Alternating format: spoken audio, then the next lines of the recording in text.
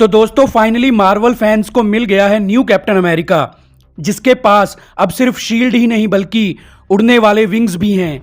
लेकिन captain America को लोगों के सामने रिप्रेजेंट करना इतना आसान नहीं था और उससे भी ज़्यादा मुश्किल था कि एक ब्लैक ह्यूमन को कैप्टन अमेरिका बनाना, क्योंकि इंडिया की ही तरह अमेरिका में भी वाइट एंड ब्लैक अमेरिकन्स का डिफरेंस आज भी है। स्टीव रॉजर के सैम को शील्ड देने के बावजूद भी ऑडियंस सैम को कैप्टन अमेरिका के रूप में एक्सेप्ट नहीं कर पा रही थी।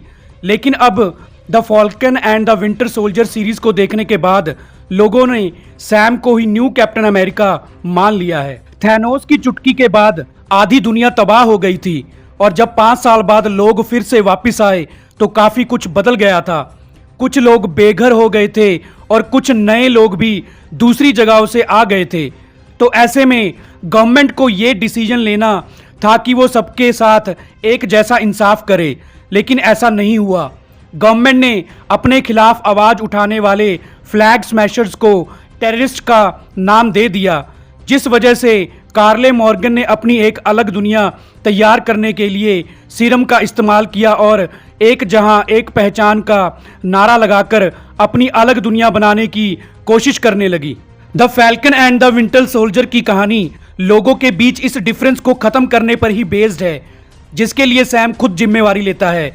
जबकि गवर्नमेंट कार्ले मॉर्गन को मारने के लिए एक new captain America John walker को भेज देती है।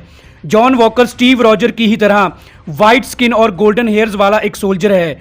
गवर्नमेंट के लिए वॉकर को कैप्टन अमेरिका बनाने के बावजूद भी लोग जॉन वॉकर को कैप्टन अमेरिका के रूप में एक्सेप्ट नहीं कर पाते।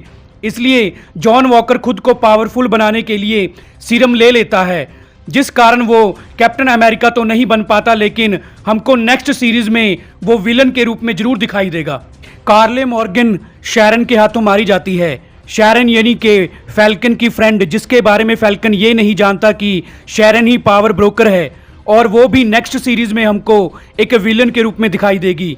उधर जीमो, जिसको वकांडा की जेल में कैद कर लिया है, वो भी जेल से फरार होकर दुनिया पर राज करना चाहता है। बकी ने अपने हाथों मारे गए लोगों के परिवार वालों को सच बताकर अपने दिल का बोझ हल्का कर लिया है। अब बकी लोगों की मदद करता है।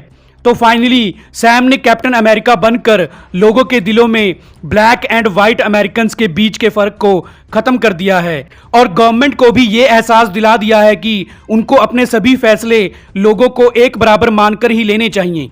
उधर लेडी वॉल ने जॉन वॉकर को भी कैप्टन अमेरिका जैसा ही सूट देकर उसको यूएस एजेंट का नाम दे दिया है, जिसको पहनकर जॉन वॉकर काफी खुश दिखाई देता है।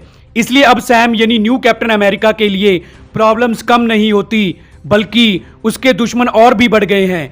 अब आगे न्यू ब्लैक कैप्टन अमेरिका अपने दुश्मनों का मुकाबला कैसे करेगा, और क्या न्यू कैप्टन अमेरिका बनने के बाद भी सैम अवेंजर्स की टीम में ही शामिल होगा, ये सब हमको मार्वल्स की अगली सीरीज से पता चलेगा। तो हमारी आज की वीडियो को देखने के लिए आपका थैंक्स।